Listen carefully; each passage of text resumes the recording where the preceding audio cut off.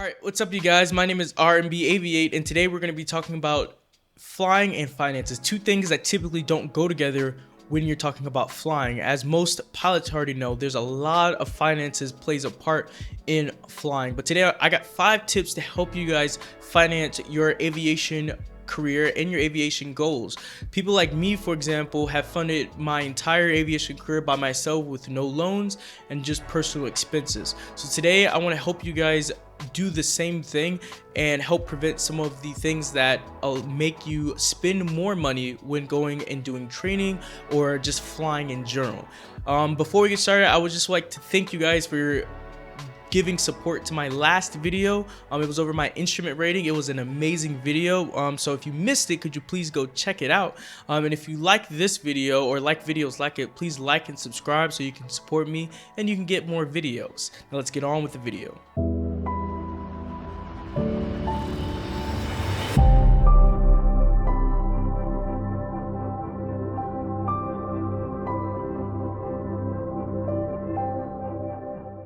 Alright, our very first step is going to be talking about budgeting. Now, budgeting may be very cliche and a lot of people may not actually understand how budgeting works and how it can actually benefit and work for you.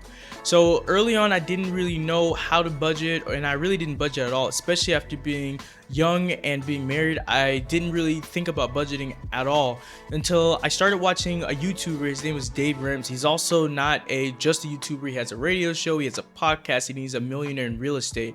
And he talks about mostly about how to get people out of debt. And he sells a book called the Total Money Makeover, basically, where he goes over how to basically get out of debt and, you know, turn your rags to riches. But for me, one of the most important points that he talked about was setting up a budget. Before you spend every single dime of money that you make sure that you know exactly what it's going to go to. After I started budgeting, I found out that I was not spending my money wisely, but I also found out that I had a lot of extra money that I could have gone and used for a lot of different things. As a student pilot, as we all know, there's a lot of things that you have to start out and get when you first start flying. So a headset, knee board, you know, charts, different things like that you may need to pay for when you start off flying. Now, when I first dived into my finances, I found out that I paid about a little bit over $9,000 for my PPL. Now, I got my private pilot's license here in Germany, so there's going to be a lot of people that say they get it for cheaper, or a lot of people that said they get it for much more expensive if you're at a flight school or a college. But it kind of all depends on how you want your flying to go and how it's based on your own education. For me, I went with my flying club and I did it, but like I said, I budgeted. And I want to give a quick shout out to You Need a Budget. Now, I'm not endorsed or sponsored by You Need a Budget, but You Need a Budget is an app and an online, and it's even on iOS for your iPad and your iPhones and Mac, that basically have allowed me to basically get fine tuning on my finances.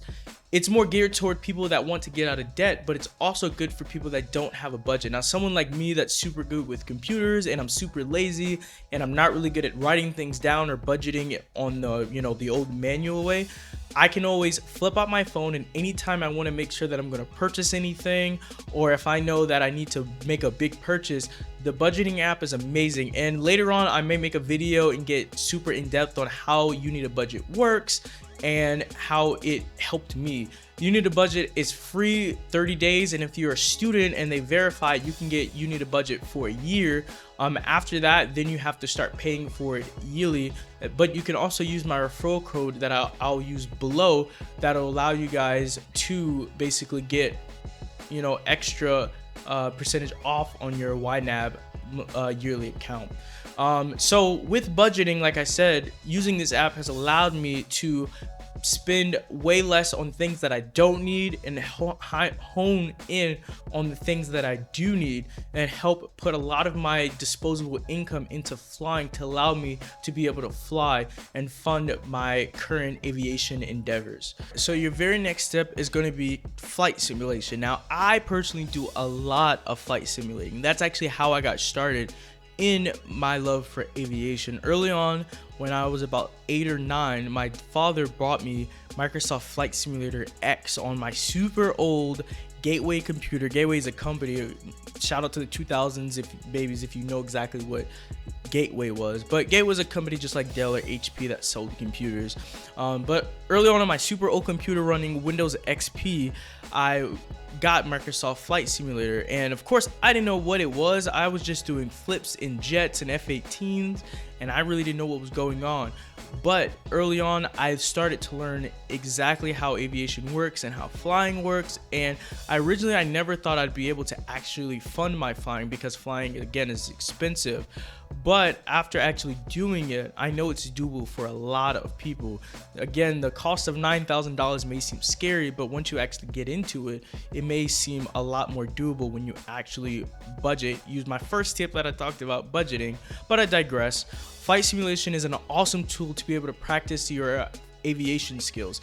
Even in your PPL, a lot of people swear by flight simulation for just instrument rating, but even getting your PPL, being a student pilot, flight simulation can help you. It can go over a lot of memorization. It can go over a lot of hand flying stick skills, looking at checklists, things like that. There are various aviation flight simulator creators that create aircraft that are the exact copies of the ones in the real world.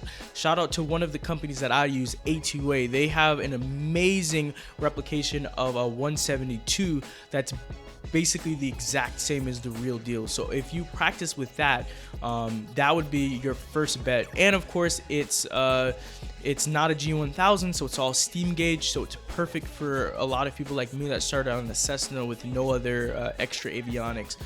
But it is a very good tool. You can go through checklist. It's included with the aircraft, so checklists are included. It actually teaches you, gives you a tutorial on how to start the plane and things like that. It's an amazing tool, so I hope you guys, if you do, go check it out. And that's only for Lockheed Martin Prepared 3D or Microsoft Flight Simulator. If you're on the X-Plane 11 side, there's the default X-Plane 11. You can also use the Airfoil Labs Cessna 172, or you can even use the rep package with the default Cessna 172, which again, when I go over my flight simulation video, I'll get more into these add-ons and help you guys actually use those when you get into your flying. But again, flight simulation can help you save money because you can do a lot of things such as memorization, checklist. You can practice hand flying. You can practice being getting an inadvertent IMC. And then like for me, when you're practicing your instrument rating, it can help you a lot because you can actually get into IMC and you can use add-ons that helps basically guide you, and they can basically be like your CFI in the background, basically discussing how well you actually did on our approach, if your approach was good.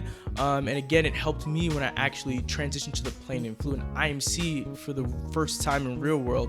I wasn't nervous at all, and because I had done so much flight simulating in the past, it made it super easy to go forth on my instrument. All right, the very next tip is going to be study. Now, this again may be like one of those things that come with just training, but studying seriously can help you. There's a lot of students and a lot of people that actually don't have really good studying skills, but studying can actually help you pay for a lot of your flight simming, because if you don't study, a lot of your flight time may be having to learn and relearn things over and over again. A lot of times what you'll do is you'll have a brief with your instructor before you actually go up for your flight. Well, some instructors like to do a very good in detail briefing, and you like to talk about things that you may have learned in your ground school or things that you may have learned in your last lesson. Well, if you don't actually study and actually read up on the FAA materials and relook at your ground school when you're going through your flight training, you may find yourself reaccomplishing the same task or learning the same task over and over again when flying. So studying will help you, and it will also help your instructor and help you move along when you're actually doing your flight training. Not only will it help you prevent from relearning the same things over again, you may learn things that either your instructor might not know or things that you may not have ever thought to bring up with your instructor. There's free materials on the FAA website which basically list out different important, basically an entire handbook that you can use in addition to your ground school, to basically teach you everything that you may need to learn about flying. And there's many more advisory circulars. There's there's different ground schools that can teach you in different ways. So I'd like to say, well, I would suggest you to branch out and use as many resources as possible when you're studying, especially right now when there's not a lot going on, and a lot of people have a lot of time. Studying is going to help you save and won't hurt your pocket in the long run. The next tip is flying often. Now again, flying often go hands in hand with studying. When you fly often, again, a lot of times you don't have to repeat the same exact lessons that you may have already done in the past couple of lessons that you've done with your instructor. Also, the more you fly, the more familiar you get with flying. And as a student pilot, it's important to hone in on those stick and rudder skills, and memorizing and getting things down when you're first starting out. And it can even help pilots that have over 100 hours or more. Pilots like me that are going through your instrument rating, or pilots that are already instrument rating, there's a requirement that you have to do to stay current. So because of that, flying often will allow you to stay current, and not only that, will it help you make your aviation and your pilot skills even better. There's no wrong answer to how much you want to fly, how less you want to fly. And again, it may seem counterintuitive if your flying is expensive, but flying more often may actually help you save more money, especially for pilots that, if you're like me, I got my private pilot's license at like 41, maybe 42 hours. But there's a lot of people that I've told that they get their pilot's license at like 70 hours, 30 hours, not 70, 75 hours, 80 hours. That's a lot of hours. That's pushing close to what you would have when you're looking at your instrument rating. And some people don't even solo until they're like 30, 35 hours, which is a lot. And again, everyone has different learning styles and learning curves, and again, aviation is different for most people, but flying often can help you keep those skills sharp, and especially for instrument rating, for staying current, flying often will allow that to help you very much so. So I would suggest, if you want to save money, flying often is probably going to help you as well. Last but not least, our very last tip is picking the right instructor for you. If you're like me and I'm at a flying club with 6 different instructors that I could possibly use. Early on when I was a student, I did move around between a lot of different instructors, which is perfectly fine, but you want to make sure that you get that 1 or 2 instructors that will very well help you when you're a student pilot, or even when you're ahead. I started out with my PPO with, like I said, 3 different instructors, and then eventually I got down to 1 instructor where you see in most of my videos, and he also did most of my instrument rating, but my flight simulation time was done with a different instructor. So it's important that you pick an instructor that actually works for you, that knows how to make aviation stick to you. Again, it's sort of like when you're in school. Unfortunately, you don't get to pick your teachers very much when you're in school. But at least with flying, because you're paying an absorbent amount, there's nothing wrong with being choosy and choosing an instructor that can actually enhance your skills. Again, if you have a instructor that you may not feel like is helping you enough, or you have some stories about instructors that are probably not the best instructors, period, it may not be wise to spend money on that instructor, since when you're a student, you're also paying for the instructor that you're using. And if you're going to spend a lot of money on flight instruction, make sure you get the best instructor possible. Now, you don't have to pick the #1 instructor. You don't have to pick the main CFI at the flying club or the flight school, but just like I said, pick an instructor that is good for you.